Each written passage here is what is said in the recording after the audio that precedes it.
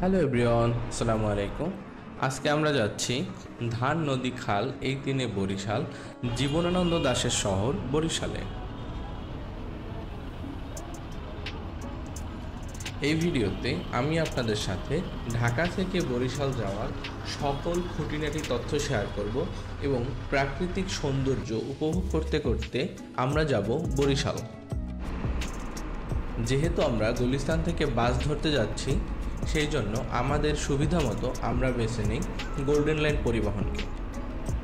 চলুন আমরা প্রাকৃতিক সৌন্দর্য উপভোগ করতে করতে বরিশালের উদ্দেশ্যে যাত্রা শুরু করি।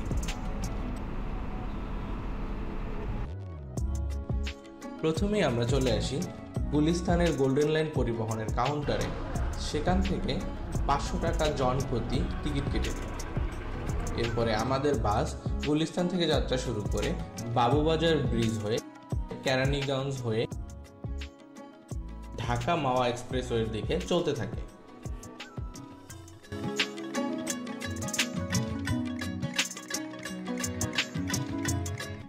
এক্সপ্রেসওয়ের প্রবেশের শুরুতে আমাদের চোখে পড়ে রাস্তার দুই পাশে শরৎকালের বিশেষ আকর্ষণ কাশফুল।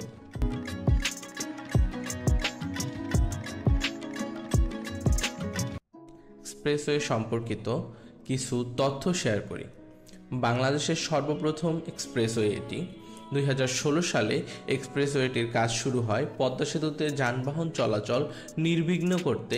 ঢাকা মাওয়া এবং জাজিরা থেকে ভাঙ্গা পর্যন্ত 55 কিলোমিটার এই এক্সপ্রেসওয়ে নির্মাণ করা হয়। মূল এক্সপ্রেসওয়েটি 4 লেনের। সেতুর দুই পাশে ধীরগতির যানবাহন চলাচলের জন্য 5 মিটার প্রশস্ত রাস্তা রয়েছে। এই 6 লেনের এক্সপ্রেসওয়েতে 2টি সার্ভিস লেন, 5টি ফ্লাইওভার সহ ছোট বড় প্রায় 100টি সেতু, কালভার্ট ও আন্ডারপাস রয়েছে। পদ্মা সেতুর নির্মাণ শেষ হওয়ার পর পদ্মা সেতুর মাধ্যমে এক্সপ্রেসওয়ের দুপাশকে সংযুক্ত করা হয়েছে।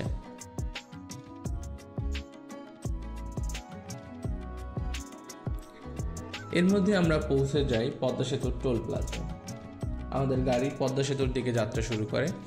পদ্মা সেতুতে ওঠার পর আমরা দেখতে পাই প্রকৃতির এক অপরূপ সৌন্দর্য, যেখানে শরতের আকাশের সাথে খরস্রোতা পদ্মার অদ্ভুত এক কম্বিনেশন চোখে পড়ে এবং আমাদের গাড়ি দ্রুত গতিতে এগিয়ে যেতে থাকে।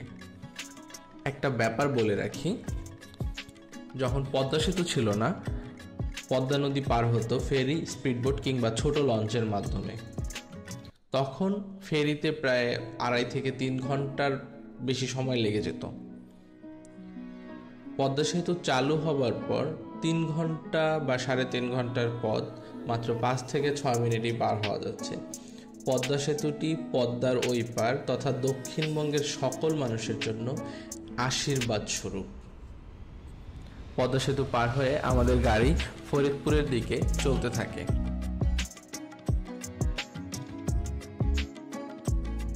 এই সময় চোখে পড়ে রাস্তার দুই পাশে অসম্ভব সুন্দর সারি সারি ফুল গাছ।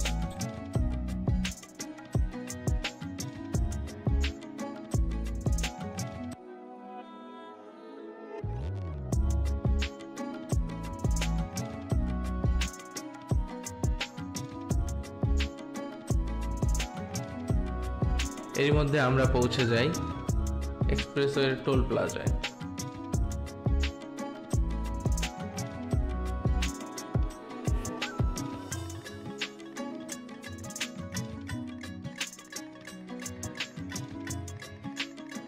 এবং টোল পরিশোধ করে আমাদের গাড়ি ছোট বড় ব্রিজ পার হয়ে চলতে থাকে ফরিদপুরের দিকে। আমার চোখে বাংলাদেশের অন্যতম সুন্দর রাস্তার মধ্যে এই রাস্তা একটি।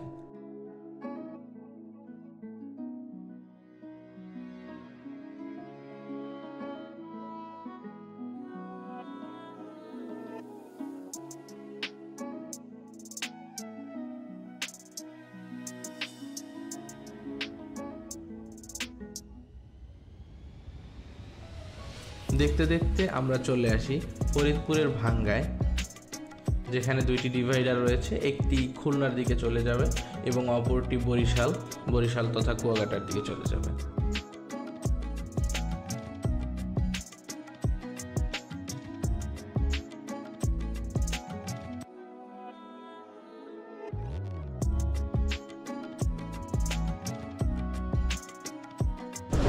আমরা 1.5 ঘন্টা পর গোপালগঞ্জের মুকসুদপুর নামক জায়গায় এসে পৌঁছেছি। এটা হচ্ছে যাত্রা বিরতি।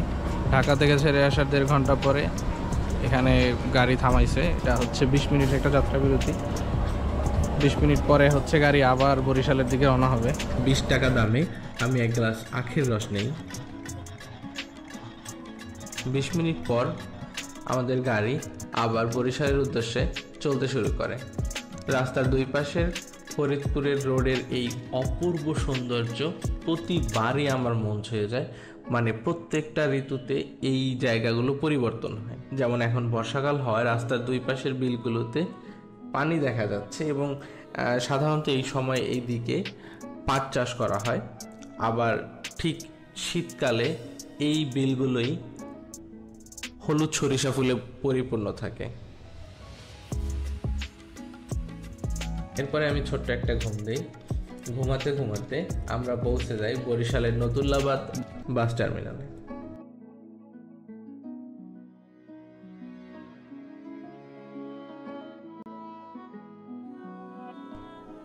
এরপর সেখান থেকে বাসায় যাওয়ার জন্য আমরা রিক্সা নেই।